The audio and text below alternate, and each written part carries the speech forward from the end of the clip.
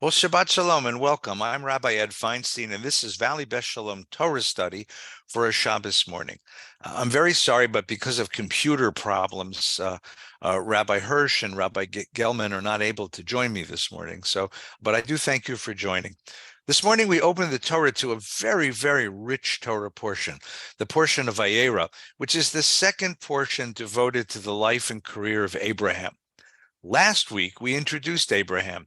He enters the narrative as he's called out of his private life, called out of his family and his home and the culture he knows, Lech lecha me'artzecha, to follow God and enter into covenant and to engage in all of the adventures of a covenanted person. And he comes from Haran, he comes from Mesopotamia and Ur of the Chaldees into Eretz Canaan, and we are introduced to him. And I talked last week about two lines of narrative. One line of narrative follows Abraham as the man of the family, because the Torah is going to make a bold idea that the covenantal drama, the spiritual journey, takes place within the context of family. So family matters. And we're going to follow Abraham's travail. God keeps telling him he's going to be a man of great populace. He's going to have many, many, many children that are going to fill the world, and he'll be the father of many nations. And poor Abraham keeps complaining, all I want is one kid.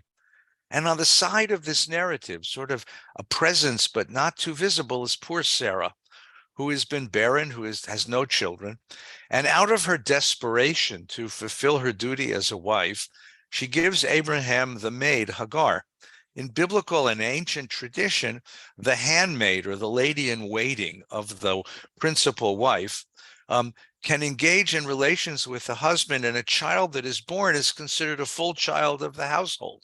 After all, Jacob, for example, gets the two wives, Rachel and Leah, and he also gets the two women, Bilhah and Zilpah, and their children are considered full members of the people. Well, Hagar becomes pregnant very quickly, by the way, which drives Sarah crazy. And she tries to throw Hagar out of the house, and Hagar comes back.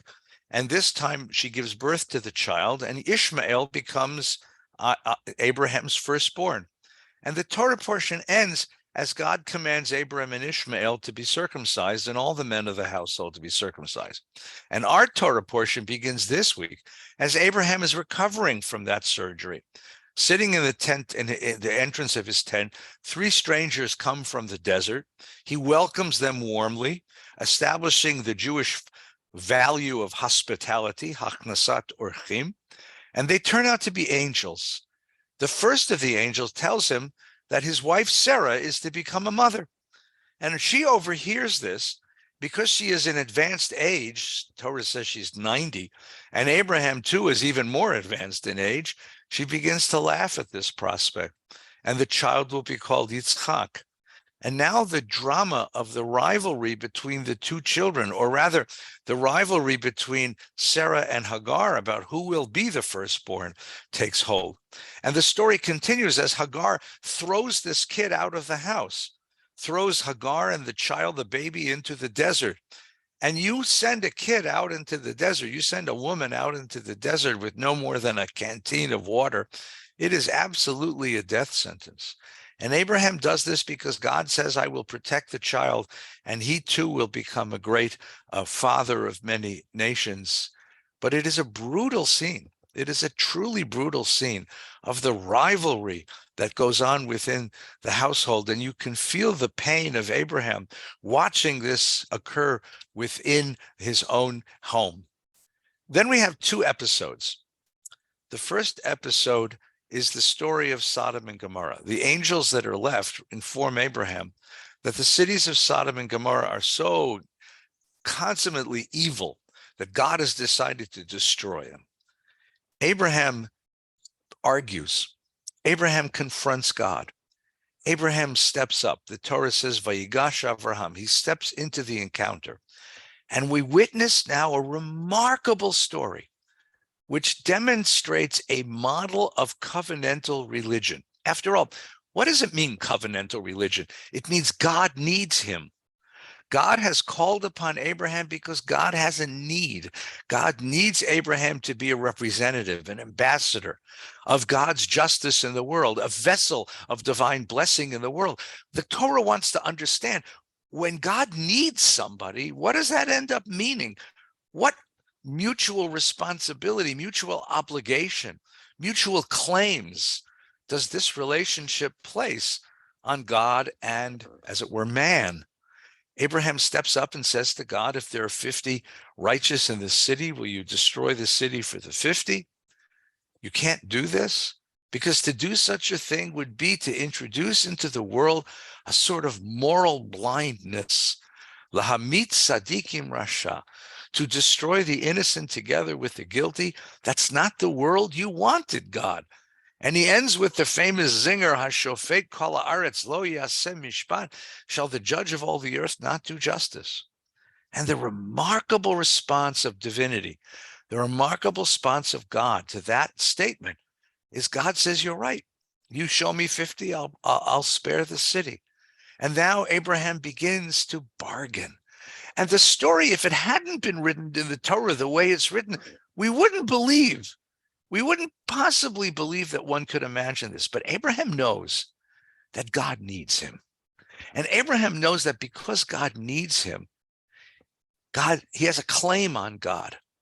And Abraham also has an intuition, and this is the real lesson, that God is waiting to see. How is he going to respond? Is he strong enough to stand for justice? Is he strong enough to challenge authority? Is he strong enough to demand a world where right takes over and not might, where right overcomes might?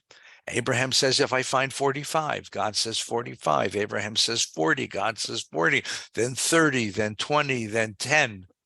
There's a whole argument in the tradition about why he stops at 10, but nevertheless, God capitulates in each one round of negotiation, because the notion here is God kfels. That's my bubby's old word. God is proud that a human being would stand in front of the ultimate power in the universe. After all, God is about to destroy a whole city. He stands before God and he demands justice. And because he demands justice, because he demands what's right, because he fights for the lives of people, even though he doesn't know them, and even if they happen to be as rotten as they probably are, the fact that someone is willing to say, I want a world where justice prevails, God embraces that personality, allows this conversation to go through. And we have a picture here for the rest of Jewish history of what it means to be a covenanted person. We Jews have never been good at accepting evil on its own terms. We've never been good at that. The book of Job occurs in the Bible. I think it's the opposite of this chapter, chapter 18 in Genesis. In the book of Job, we're presented with a man, at least at the beginning, the first 3 chapters of Job, who experiences horrendous evil and still is prepared to praise God. Adonai Natan, Adonai Lakach, Yehi Shem Adonai Mevarach. God has given and God takes away. Let the name of God be blessed. That attitude of acquiescence, of acceptance, that attitude of surrender, that's in the Bible. And certainly there are times in life when acceptance and even surrender are called for. But on the whole, when facing injustice, the Jewish people have been taught since the very beginning that we are to raise our voices, to stand up, to demand something better, to not accept the injustices and evil and pain of the world as the way things have to be. I had a teacher who once made the outrageous claim that the opposite of Judaism, of course, is not atheism or skepticism or doubt. The opposite of Judaism is surrender. It's that attitude of, well, things are inevitably what they are, and there's nothing we can do about it. There's not a damn thing we can do to change things. It is what it is. And the Jewish faith, following Abraham in this very chapter, says no. Hashofet kol haaretz lo yaseh mishpat. The world is created by a just God. And justice is what we have been put into the world to fight for. Justice is we have been put in the world to demand. And even though it might steal from us all our inner tranquility and surrender, and surrenders our serenity, we must always be fighting for what is right. Tranquility is not a Jewish value. You want to be tranquil, be like Job. You want to have the dignity of Abraham. Stand up and demand what is right. And that picture of covenantal religion, covenantal commitment, that's what we get in this next episode of Parshas Vayera. And then we come to the end. And the last story in Parshat Vayera is the most startling and opaque story in the entirety of the Torah. Akedah Yitzchak, the binding of Isaac, the sacrifice of Isaac. And here we have what we must see as a completely different picture. The Abraham who argues so vociferously with God to protect the people of Sodom and Gomorrah is gone. The Abraham who feels that he has a claim upon God is gone. Instead, God comes to Abraham and says, take your son, your only one, the one you love, take Isaac, take him to the mountain that I'll show you, and offer him there as an offering. And Abraham goes. He goes. And there's a ton of midrash on this particular episode because it is so opaque, because it is so closed, because there's so many opportunities to say, yes, but here's what's really happening. Here's what's really happening. And the midrash and later philosophy has opened up the story to us in many, many, many ways. What's remarkable about this story is that the way that you read this story largely determines the kind of Jew that you are. When I was a kid in Hebrew school, we of course learned the story as Abraham is the loyal knight of faith. God tells him to do something, even something horrendous, something terrible, and he goes off to do it because of his ultimate faith and loyalty and commitment to God. And he goes and does it. And many philosophers, from Kierkegaard, the great Danish existentialist, to Soloveitchik, the great Orthodox thinker of our century, many thinkers have seen Abraham in the same way. That Abraham is willing to conquer his own fatherly impulses, his love for his son, that Abraham is willing to suppress his own conscience, what he knows is right and wrong, that Abraham is willing to push everything aside, all of his reservations, in order to follow the command of God. That makes him a spiritual hero in the eyes of Kierkegaard and Soloveitchik and Leibovich and many, many others.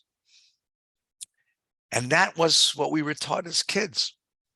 And that shows a man of total and complete and unquestioned virtue and obedience. And in this case, obedience, the suppression of our inner impulses in order to follow the voice of divinity, follow the voice of a commanding God. In the eyes of these philosophers, that's the highest religious obligation, the highest religious expression. And yet, as I got older as a kid, and I'm sure many of us, we started reading the story with different eyes. As I became a father, I read the story differently because I held my son in my arms and I asked myself, what father could ever do this?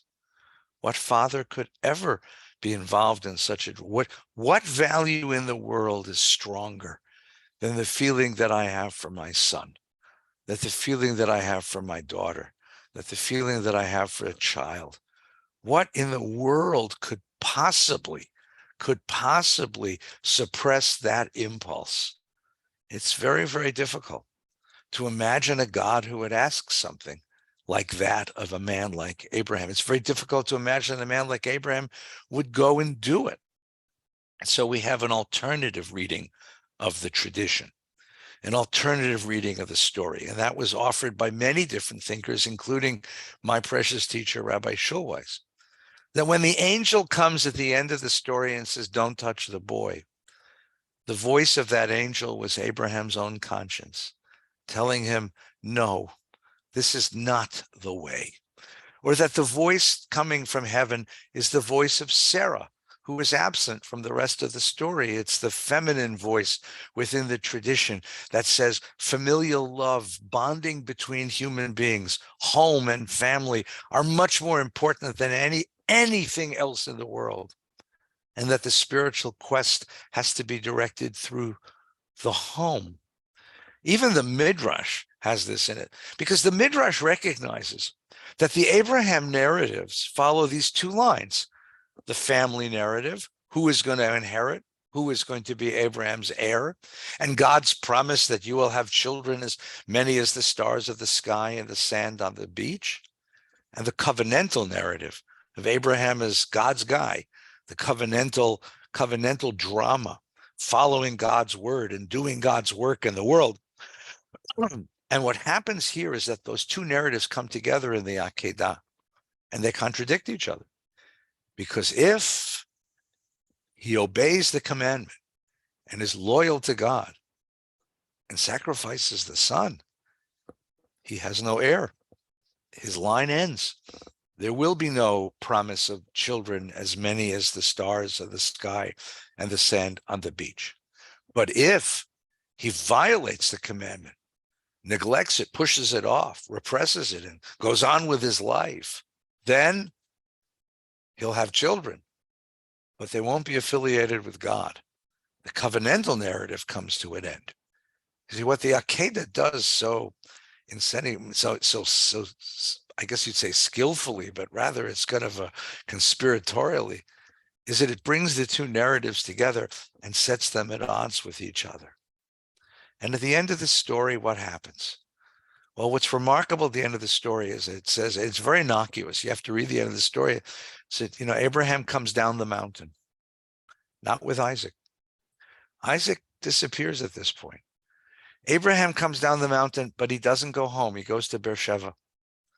He lives in Hebron. He lives in Kiryat Arba, but he doesn't go there. And in fact, what happens is that none of the characters ever see each other alive again. Abraham will never see Sarah. By the time he gets to Beersheba, he discovers that Sarah has died back at home. He'll never see Isaac. Isaac will only be back with Abraham when Isaac comes with Ishmael to bury him when he dies. And Abraham will never talk to God again. Something happens in this story which is so traumatic that it explodes the narrative, as if to say, if you go chasing God on top of mountains, and if you think that God wants the death of children, that's not the way. It breaks everything that's valuable to us. It destroys family. It destroys our connections with each other. It even destroys the connection with God. I think the story is so very interesting. It is so very opaque. And if you read it the way that Soloveitchik and Leibovich and Kierkegaard read it, you read it the way we learned in Hebrew school, well, then obedience becomes the highest value. And if you read it the way that Schulweis and Elie Wiesel and others read it, as a test of God, not a test of Abraham, as Abraham asking God, are you a God of life or a God of death? I have to know right now on top of this mountain. If you read it that way, then you read conscience and moral protest as the principal characteristic of the covenantal drama. And that determines the kind of Jew you are as you walk through the world, the kind of human being you are as you walk through the world. What is asked of us? Obedience or affiliation to a moral ideal that nothing in the world can impede us, nothing in the world can keep us from, nothing in the world can resist. And that's the test. In a certain way, the Akedah is a test for all of us. Which vision of covenantal religion are we going to embrace? A religion of obedience or a religion of moral chutzpah, a moral temerity, moral imperative?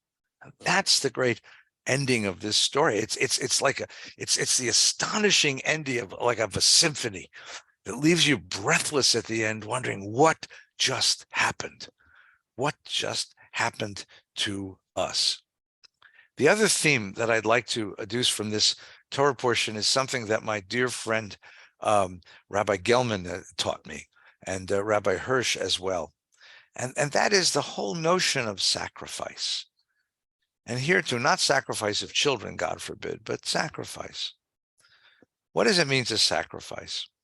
Well, we give something precious, we give it up, or rather we give it away.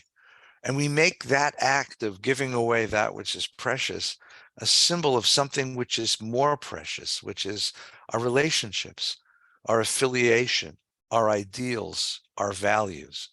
I've had a wonderful time in my career talking to people and asking them to make a contribution to one cause or another that meant a lot to me. And I've been very, very lucky that I met people who are generous and idealistic and kind and are willing to write a check or give a contribution to that which matters. But sometimes you get a resistance. And the resistance is so very interesting because people have to be taught that if you value something in the world, you give up something for it. You might have to give up a few dollars to support the cause that matters most to you. You might have to give up a few dollars to protect the institutions that matter to you. You might have to give up a little bit of your freedom, a little bit of your time, a lot of your energy in order to make things happen in the world that you really, really are convinced ought to be happening. And that we're not used to that anymore. That was once part of our religion. We brought animal sacrifices, which I don't want to go back to. But the concept of sacrifice, of giving up something precious for that which is valuable to you, that is an ideal that has been lost in our culture. I think that in some ways, this is the sort of deep individualism of American culture, where it's about me and my satisfaction. And what the Torah tradition is trying to teach us is that the me involved here is bigger than what ends at the tip of my nose. That when my sense of self has to expand to include the world that I want to be, a world that I want to see for my children. My sense of self has to include the institutions that embody the values that I stand for. My sense of self has to be bigger than just my own particular momentary appetites and desires and impulses and needs. Rather, my sense of self has to include all of those ideals and all of those people which mean the world to me. And that demands a certain kind of contribution, sacrifice, a giving up or a giving away, which in the end, says the Torah, in the end is a getting back. I spend a lot of time talking to young couples getting married. It's such an interesting experience. Most of the time, it's an absolute joy. People beginning their lives together, full of the flower of love and the joy of the joy of being together. But sometimes you see these couples and you can see that there's a problem. And the problem is that he or she is still so stuck in the small self that they're not yet ready to embrace the other as part of a greater self. And they're struggling with that because they're attracted, they desire, they want to love, but they don't know how to love. Love demands giving up the self. I mean, after all, what does it mean to love somebody? It means I want that person to be the very best and live the very best life that they can live. And I will do everything in my power to enable the other to be everything God intends them to be. It's not about what I get from the relationship. It's what I can give in the relationship. And that language of giving, that language of sharing, that language of opening the self so that the joy and love and the joy and pain of the other becomes mine. And that's why I give and give and give. You watch young people today trying to get to that and having a very hard time because in so many ways our culture has mitigated against it, And then some days you watch the breakthrough and you see a young person turn to their partner and suddenly get it, that I'm here in the world to protect you. I'm here in the world to share with you. There's a line in the traditional ketubah, or actually the whole ethos of the ketubah, the Jewish marriage agreement that is signed before the ceremony.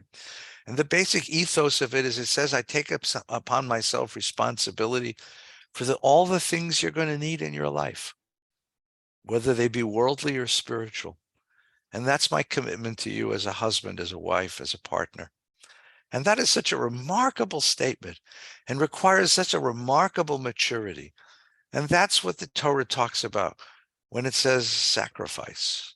That's what a sacrifice is. It's taking the other's well-being as more important than your own and giving up whatever's precious to you to ensure, protect, and enrich the well-being and prosperity and growth of the other.